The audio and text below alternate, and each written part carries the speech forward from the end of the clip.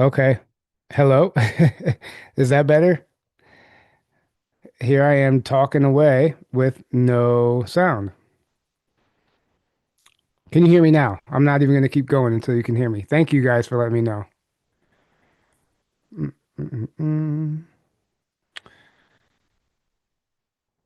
Well, I'll just have to remember what I said.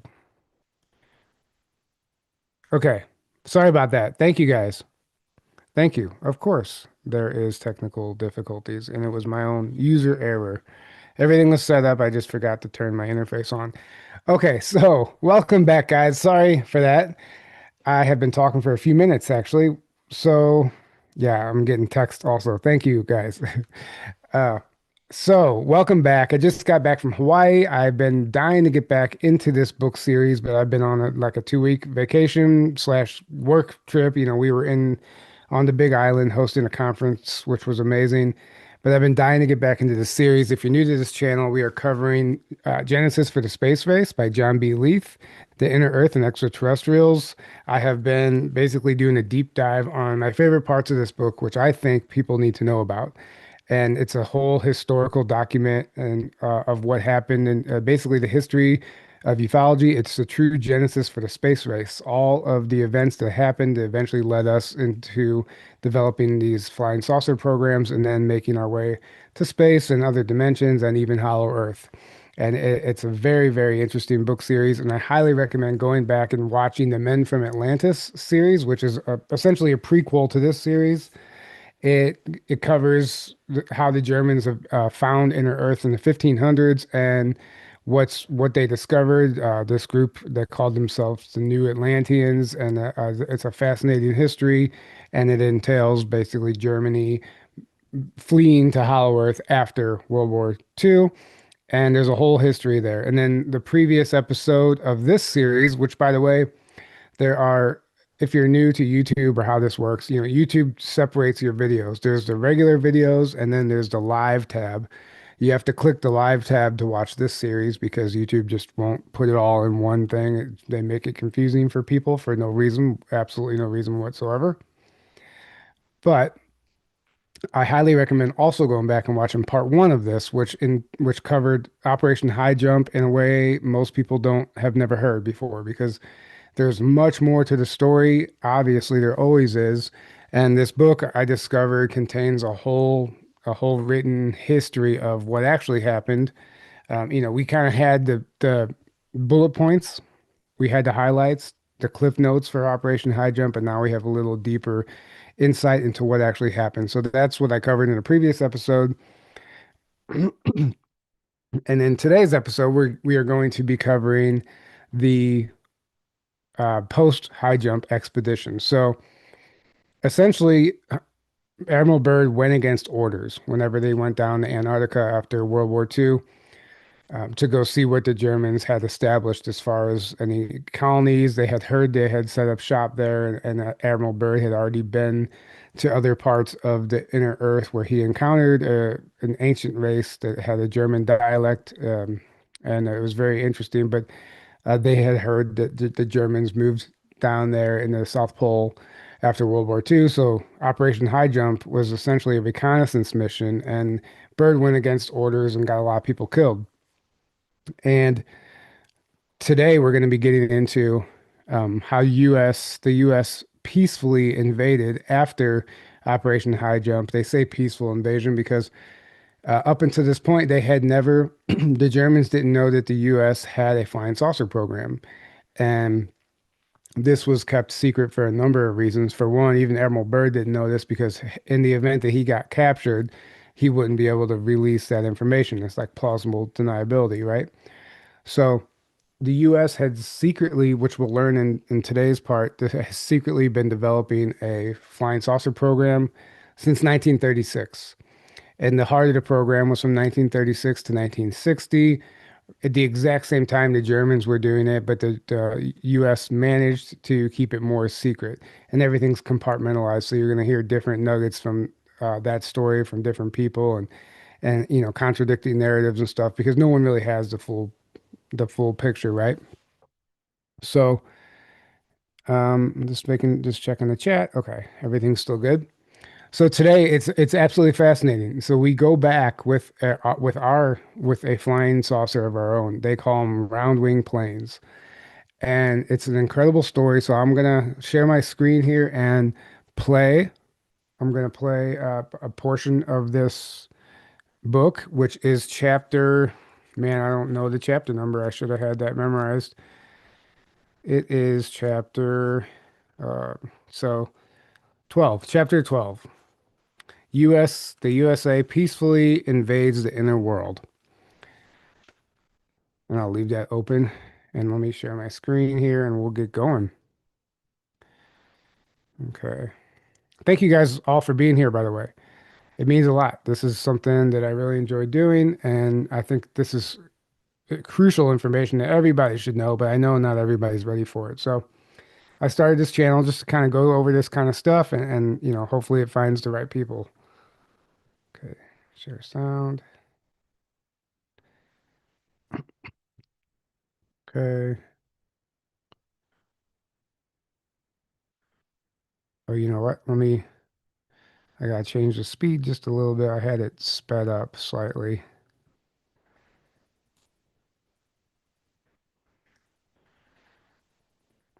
Okay.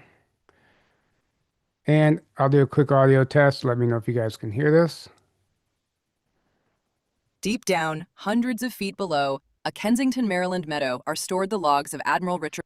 Can you guys hear that? Let me just make sure before I go on without any more with more audio issues.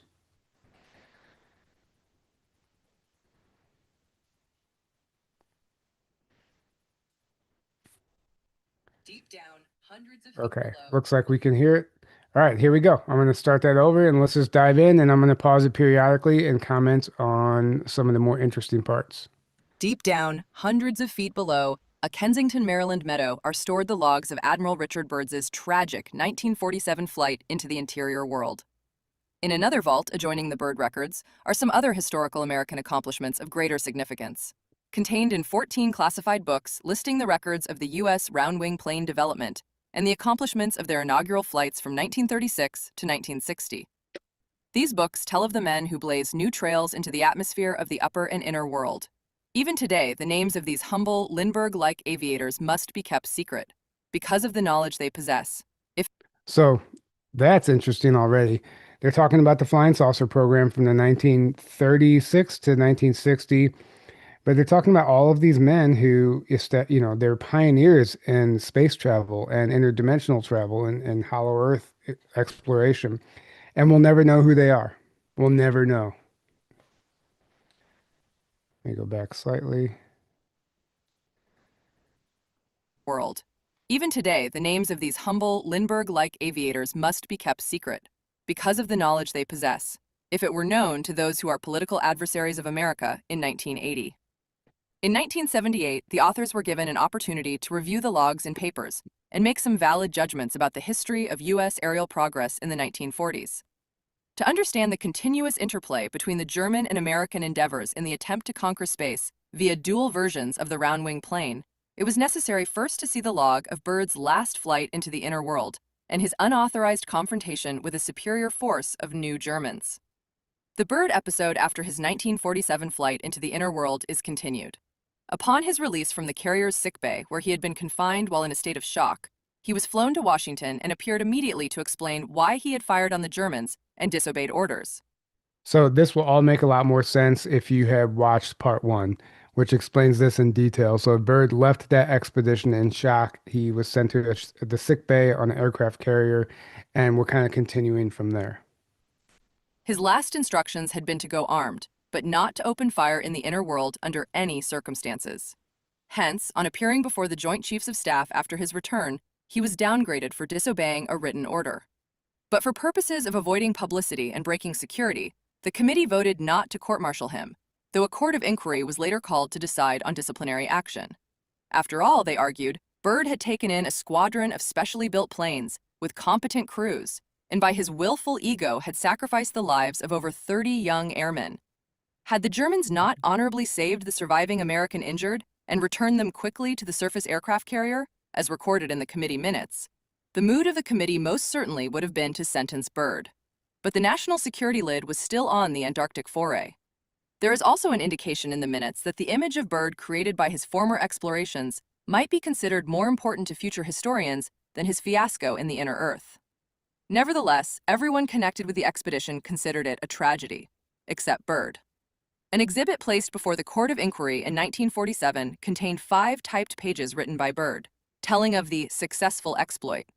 It was read in frozen disbelief by the Court of Inquiry.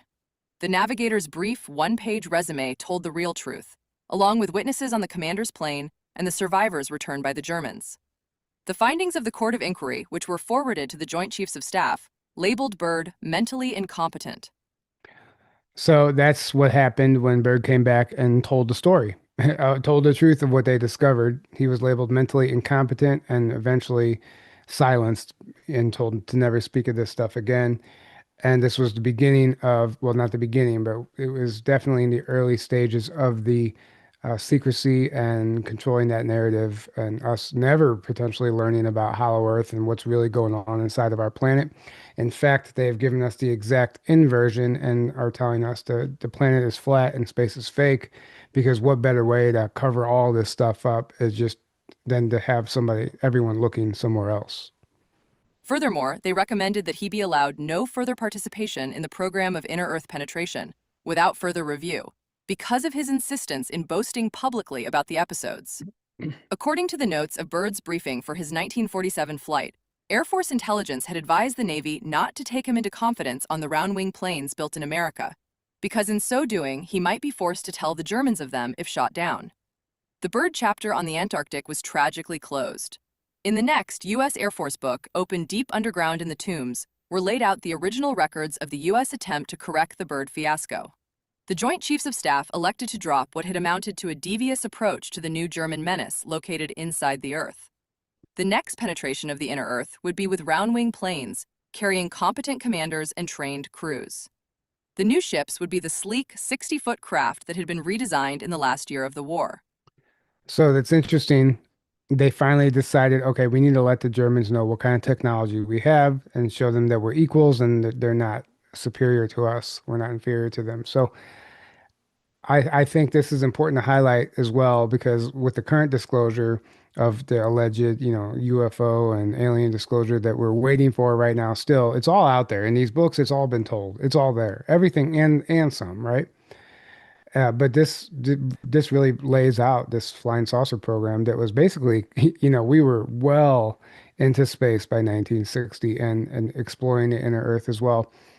And, right now, currently with the Area 51 stuff and all those earthquakes underground, it seems to me like they're potentially destroying evidence, because the story gets a lot darker. This is more of like this information is like, wow, this is incredible, but it doesn't really go into the darker aspects of what was really going on in some of these underground bases. So this is important in that regard too, because it's telling us this history that's been out in this book since 2013, whenever this book was released, but this is material from 1980.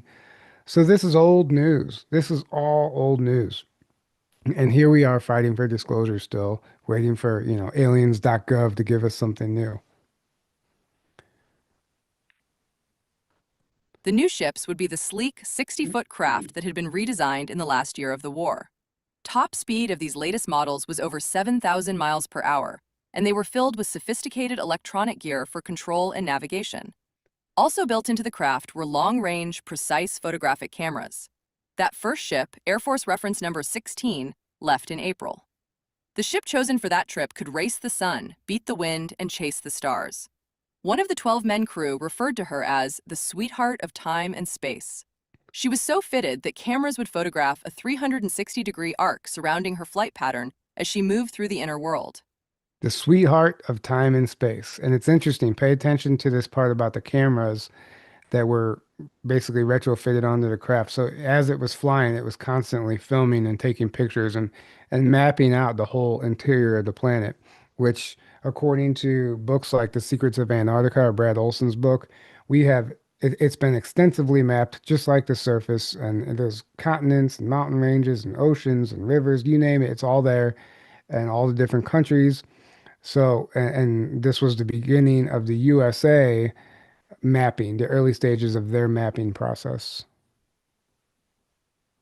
Her point of departure was Los Alamos, New Mexico, and briefing was at 3 a.m. If all went according to flight plan, at 6 a.m., she would enter the inner world at the 125-mile-wide South Pole opening. 125-mile wide South Pole opening. Think about how big that is.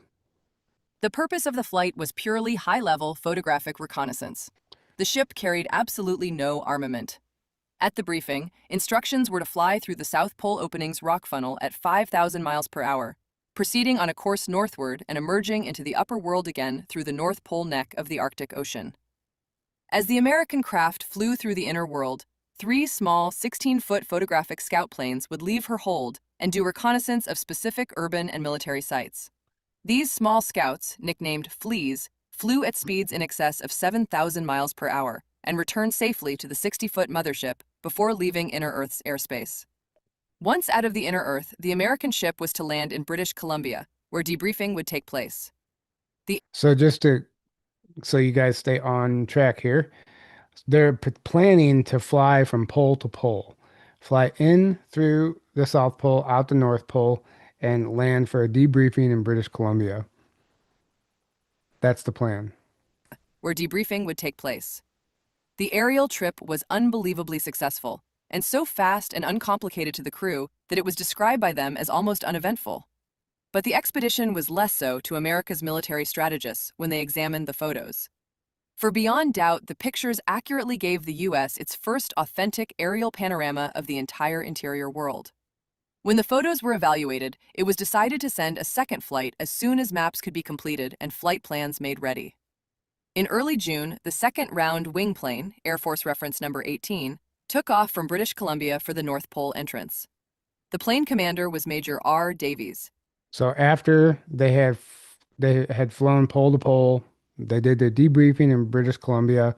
Now they're going back through the North Pole for a second pass. The plane commander was Major R. Davies. He had been told to proceed along the established aerial routing over the Beaufort Sea to affix above the Canadian Queen Elizabeth Islands. At that coordinate, he was to fly on his own reckoning at an elevation of only 3,000 feet. Flight instructions were simple up to the 85th parallel. At that map reference, the navigator was cautioned to keep the surface waters in sight at all times and establish constant elevation readings by radar. It was already known to the Air Forces of Canada and the United States that a real danger existed of literally flying off the horizon in that concave area of the Arctic Ocean, where the waters flowed deceptively into the throat of the planet. Ground elevation was also important in that area, where compasses and instruments became erratic. Jonathan Caldwell, on an earlier training flight in 1943, had stumbled into that northern void while searching for a route to Europe across the top of the world. The Caldwell log and subsequent interview with Caldwell by Davies had prepared the crew for any disorientation, panic, or confusion which might occur to the uninitiated venturing into the Earth from the top of the world. The journey into the interior of the Earth was of course made long before the age of satellites. But today, NASA labels the geographic North Pole as imaginary, the neutral zone or dead center of the Earth. So that's interesting. Obviously, we get a cover story about the poles and what they really are, because if there's giant holes that are hundreds of miles wide that spiral into the planet, into this basically this whole other reality, this world within a world, this other dimension, it makes also perfect sense why both poles are constantly covered in cloud 100% of the time of cloud coverage. And I think, well, Billy Woodard's testimony explains it definitely at the North Pole that it's artificial cloud coverage. They're just generating like holographic clouds in a sense to mask that opening. But it does connect with Greenland, and I think that's part of the reason that we are so interested in Greenland. In this center point of the 1,400-mile-wide opening is the location of the imaginary North Pole, or the end point of the northern latitudes. No sea or land area exists between the 90th and 85th degree latitudes.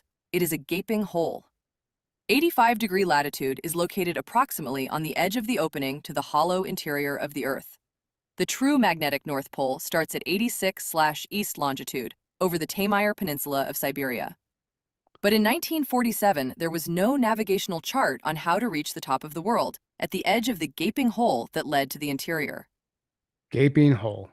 With all his sophisticated gear, an airman flying the throat of the ocean had to do so, in airman's parlance, by the seat of his pants. At 6 a.m., U.S. Air Force round wing plane number L6 struck the throat of the ocean at 500 miles per hour. Speed was corrected to 750 miles per hour, as advised at the early morning briefing. As the plane descended into the ocean's abyss, she accelerated to the unbelievable speed of 5,000 miles per hour. All cameras were turned on as the craft began the 1,200-mile-long and deep descent that would bring her out at the other end into another world. Still traveling at 3,000 feet elevation, the plane from the upper surface of the planet came into the interior over sparse settlements of Eskimos, much more advanced than their upper Earth relatives. More advanced Eskimos. So they get into the inner Earth, and one of the first groups they encounter is the Eskimos, but they're claimed to be much more advanced than the upper Earth relatives, which I find interesting. And it seems to be that they're thriving. And there's been other accounts of people who have made their way into the North Pole who have encountered these Eskimos as well. The American crew had already observed and photographed to their astonishment islands within the ocean's steamy throat that seemed to support animal life, namely dinosaurs, extinct on the surface for an estimated million years. Dinosaurs is another theme. Any of the Hollow Earth whistleblowers, anyone who has claimed to have been there, almost always reports seeing dinosaurs. Something else I find very interesting. Now, in the Eskimo lands, they noted herds of seals off rocky outposts. Following a southeasterly course, they soon encountered another landmass and different civilization. Shortly thereafter, they knew for an historical certainty the territory over which they were flying. The ship's radar picked up the bogies. Then visual sightings confirmed the presence of strangers coming up to meet them. This would be Major Davies' first test of will and diplomacy. The Major knew the object of the expedition was primarily exploratory, to obtain as much low-level photographic evidence as possible, and that the second reason for the journey into the Earth's interior was to determine if any people encountered were warlike. Another primary objective was to obtain all the information possible about the establishments of the new Germans. The investigating ships were round-wing planes, similar but smaller than the United States machine. Suddenly, these 8 to 10 unidentified bogies were upon the intruding ship from the upper world. Major Davies pressed a button. Across the bottom of the U.S. Air Force plane, large green letters spelled out one word: peace. The word flashed on and off as an attention-getter to the rising planes below. The attacking planes came on. Then a voice in excellent English broke over the American intercom. "Identify and establish purpose of air intrusion over Vikingland." Major Davies replied, "Our intrusion of your territory is not deliberate or warlike. We are unarmed. Our intentions are peaceful. This is an American craft, and we have come into this land solely to observe what the new Germans are doing and if they are warlike." The reply apparently satisfied the Viking commander. He replied, "You say you come in peace. Go in peace, but leave our airspace at once." So this is interesting. So they encounter Eskimos, then they encounter Vikings. And there's many accounts of the Vikings. And we covered this in an earlier part as well, one of the other parts. I think maybe the Men from Atlantis series. Maybe I don't remember which episode, but it definitely got into the Vikings a little more in depth. So again, another, just like, the dinosaurs are thought to be extinct, but they're still alive inside the planet. The Vikings are thought to be long gone, but they're still thriving inside the planet. And in fact, they're very advanced beings. Should you wish to visit us again officially, contact our surface intermediary, the Icelandic government, and the request will be referred to proper authorities. Major Davies flew away and took his next random bearing on an observed orb of light suspended in the center of the interior. As they sped south, the cameras picked up cities and towns which were not dissimilar to those on the surface. They also saw cattle and horses and flocks of sheep tended by shepherds. They beheld it all, the urban and the rural. On high seas, they even observed sailing ships and noted the steady north-to-south trade winds. The craft still had 2,000 miles of reserve power which he had not used. Unarmed as they were, if attacked, they would rely on this reserve speed to develop evasive tactics or leave the scene of confrontation. The crew hoped if they came upon a hostile ship that it would not fire first and ask questions later, too much later. Within 2 hours over a zigzag course, the ship came upon a new arid land. They had been told when they reached such an area to expect to meet new German roundwing planes. The pre-flight briefing proved to be correct. Looking down, they saw soldiers drilling on the ground in an unmistakable goose-step fashion. So just to recap that, so they're encountering what looks exactly like the surface now. Ordinary buildings, recognizable buildings, cattle and livestock, and just cities not too dissimilar from the surface, just because a lot of it was built by Germans that had moved and migrated from the surface. So of course it's going to look similar, but also they mentioned this ball of light, which they're going to get into them investigating this artificial sun, which is super interesting. Many barracks and construction camps were nearby, as well as visual evidence of a new railroad line being laid. The picture was almost serene, when from below, anti-aircraft shells began bursting.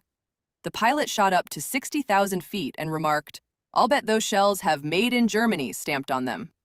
But the shelling was not maintained for long. On the bottom of the American ship, the large green letters "Peace" again flashed on and off. The anti-aircraft flak stopped. Helmeted German soldiers stared upwards at the ship, which spoke in a language they understood.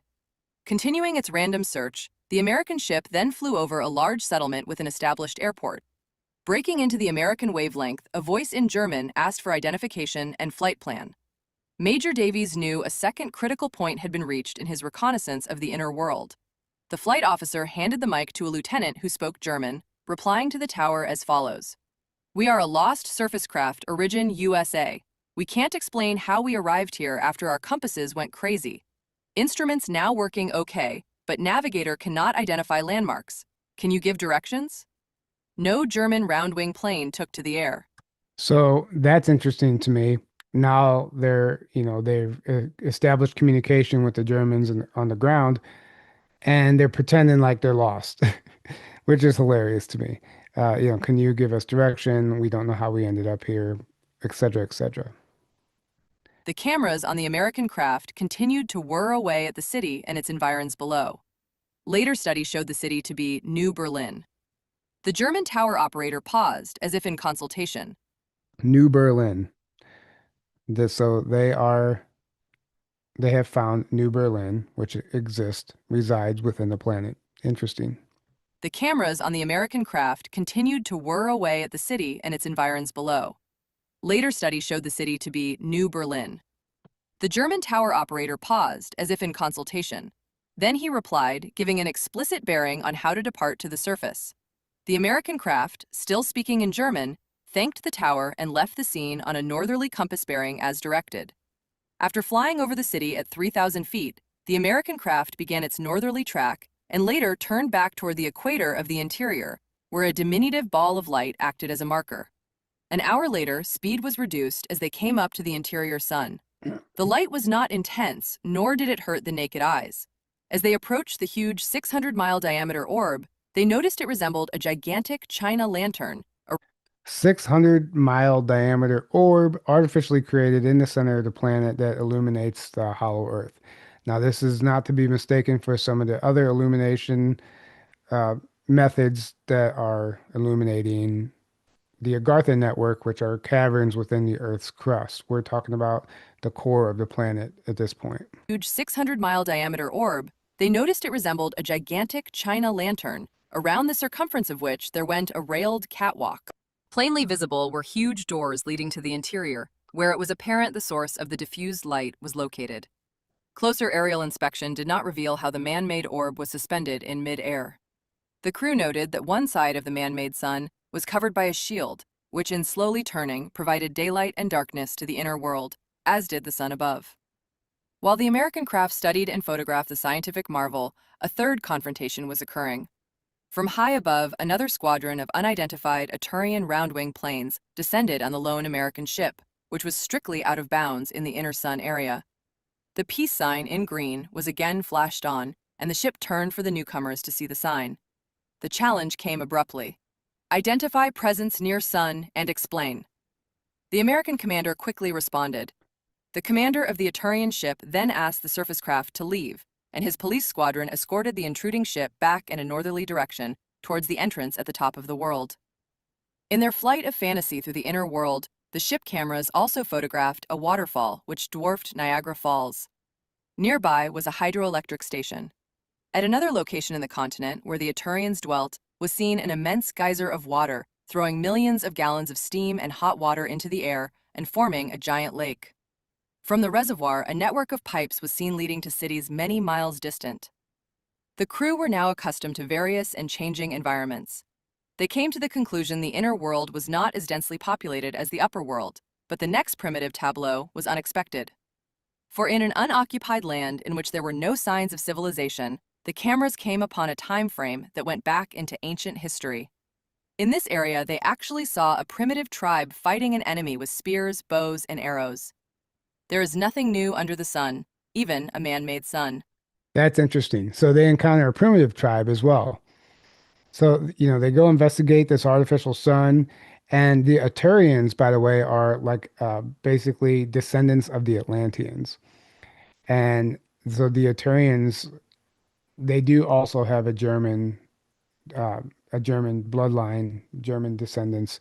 So they approach the U.S. when they're, investigating the sun and they're told to leave. But on their way out, they're noting all the stuff, a waterfall that dwarfs Niagara Falls, this massive geyser that's creating a lake, an aqueduct plumbing system that is, bringing water to all these towns. And then now here they are witnessing a primitive tribe living in the forest, in the jungle, wherever they're flying over. Not much different than the surface. You still have pockets where, it's unestablished, undeveloped. And it just makes me wonder about, they're only covering a small percentage of the interior of the planet here. So, what else resides within? We've heard so many different stories of so many different cities and colonies and civilizations. But the key note here about the primitives is very interesting to me because you would think everybody that's living within the planet, is super advanced and highly evolved, but that doesn't seem to be the case. They actually saw a primitive tribe fighting an enemy with spears, bows, and arrows. There is nothing new under the sun, even a man-made sun. Unhindered and undamaged, the American roundwing plane and her crew of 6 finally re-entered the airspace of the Arctic Ocean. At the top of the throat to the outer world, they took a bearing when compasses were stabilized, and the roundwing plane headed for the secret air station in British Columbia. Eager officials would be waiting to hear whether the crew of the peace mission had succeeded in displaying the nation's strength with honor. If they had done so, the shame of the year before would have been nullified.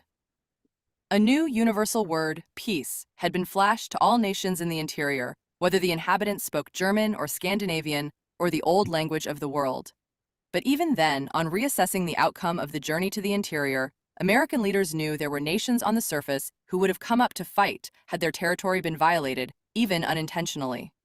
On landing, the flight crew noted they had been nearly 24 hours on the mission. They were quietly welcomed home. The commander explained briefly that the mission had been successful. The crew devoured breakfast and fell into their beds. The exposed film was removed from the ship and taken to the processing lab.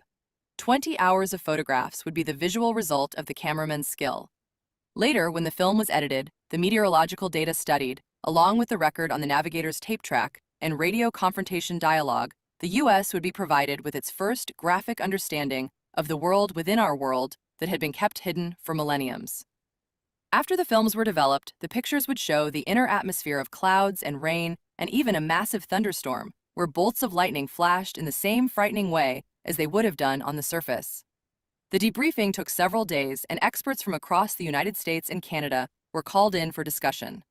In summing up the success of the flight to the Hollow Earth, the consensus of opinion was that 1. The races located in the interior of the Earth were not hostile or warlike, and 2. The new Germans were now aware of America's roundwing capabilities and probably had not rebuilt their air force significantly enough for any renewed aggression against their old enemy. Perhaps more important, it was noted that the new Germans, who were really the upper world Germans in a new setting, had not exhibited any hostility to the unarmed American visitor, which they had surely recognized. Perhaps a new day was dawning. The next question to which the U.S. would have to address itself would be not military, but political. When and how would it be most feasible to open up a bilateral relationship with any or all of the nations in the inner world. 30 years would pass before that problem would be worked out. So that's it for this chapter.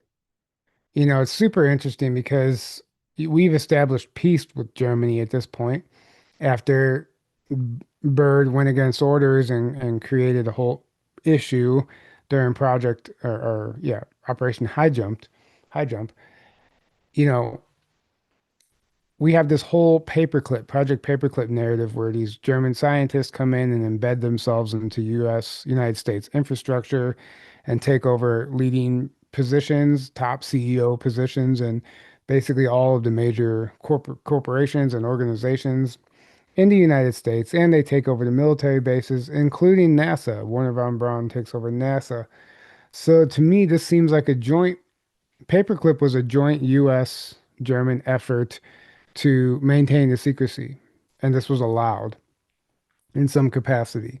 So if we're secretly at peace with them, it would make sense why we let them into our country, and they actually help us put on this show that keeps the public in the dark about the flying saucer program, the roundwing plane program, and they have us focused on NASA and rockets and all this narrative that we get from, the Apollo programs and all that stuff. Meantime, we've developed our own round wing plane flying saucer program beginning in 1936, almost the same year the Germans began working on theirs with the aid of the Vril Society and Maria Orsic and all those the Vril Damen and those women. But it seems that the U.S. had their own method of developing this out, and here we are in the 60s, not even, we're in 1947 here in this chapter we just heard, and all of this is happening. To think that we're in 2026 and we're still fighting about some of this stuff, it's absolutely laughable. It's hilarious to think that we're still having debates over whether this stuff exists or not. In my opinion, I think this is incredibly credible information. And if you really read the whole book and the forward and understand where this information come from, which I get into in earlier episodes, if you're interested, um, it's definitely, I just stopped the share, by the way, so you guys can actually see me. It's definitely a story that needs to be told. I mean, it's a whole missing chapter in our history that makes things make a lot more sense, especially when we're, trying to make sense of the conflicts and all the stuff that we see happening now. There's so much more happening that can't be disclosed to us for whatever reason. They're not disclosing it. We have all these missing scientists now, and which I think personally, I think is a psyop, a massive psyop. The scientists have been going missing forever. Like this isn't anything new under the sun or the artificial sun, like they say here in the book. But the fact that they're choosing to report on it now and put it in the headlines is just another problem reaction solution tactic, right? They show us the problem, they create the problem, and all these scientists go missing, right? And then you have all these explosions on the Area 51, and you have all these UFO files that just suddenly get deleted from the database. And there's this major problem, and then it's setting somebody like Trump up or whoever up to be the hero and say, for one, they get the reaction out of us. We need disclosure. This can't keep happening, which is a manufactured. They know that response is going to happen. They know how we're going to respond to this. So they create the problem, they get us to react, and then they have somebody like Trump or whoever they decide to be the disclosure group or person come in and save the day with yet another controlled version of disclosure. It'll be more than what we had, but they're not going to tell us everything because they can't. Because if they told us everything, the entire planet would collapse in on itself systematically as far as the way the infrastructure of everything that we know to be true will crumble because it's not true. And it was all built on lies, a foundation of lies that will topple like a house of cards if the truth ever did come out. So, they have to try to figure out a way to save face and disclose this stuff at the same time. And they're so lost in the narrative now. There's no going back.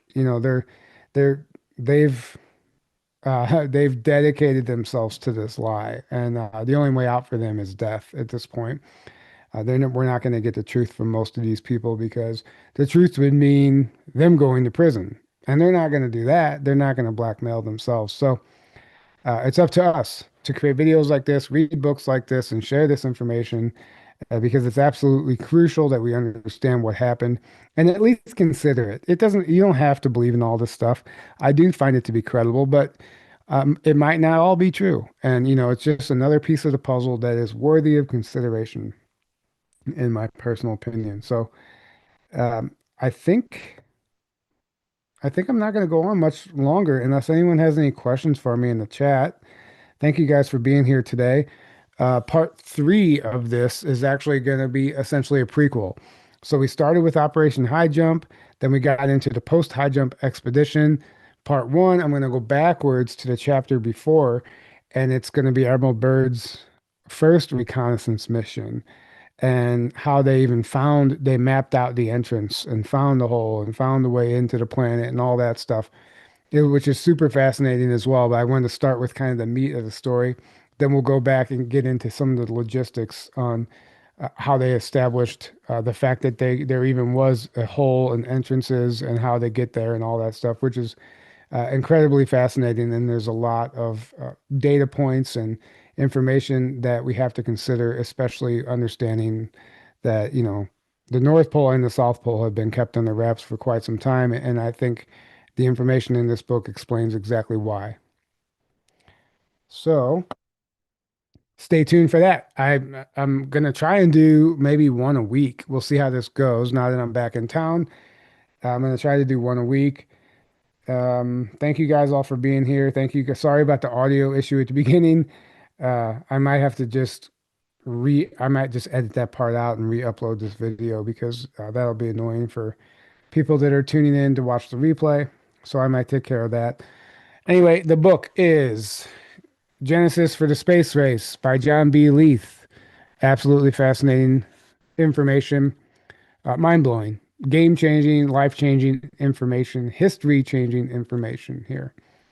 And I'm going to be getting into, man, there's some other books. I'm not sure which one I'm going to get into next, but there's quite a bit more to cover in this one. I think I'm going to stick with this one for a while. I thought about even doing some chapters in my own book and kind of going deeper into the stories from my own book, which, by the way, we're at the 1 year anniversary of this book. It came out just over a year ago. I was out of town whenever it happened. I was going to make a post, but my book, Bleed Through Tales from Another Timeline, is available on Amazon if you're interested. It was a passion project I spent years putting together, and it came out last year. And now we're at the 1 year anniversary, and I'm very proud of it. So if you're interested in that, you can find that on Amazon. But I think I'm going to go ahead and wrap this up. And until next time, guys, have a great day. Let me actually get to the page where I can end the stream here. What did Victor say? Good stuff. Wish they never covered up anything. We'd be living in such a different world. Absolutely, we would be. I don't know how many suns the Earth actually has. That I don't know. Three, maybe, potentially. Yeah, that's entirely likely. See you guys later. Enjoy your day, and until next time.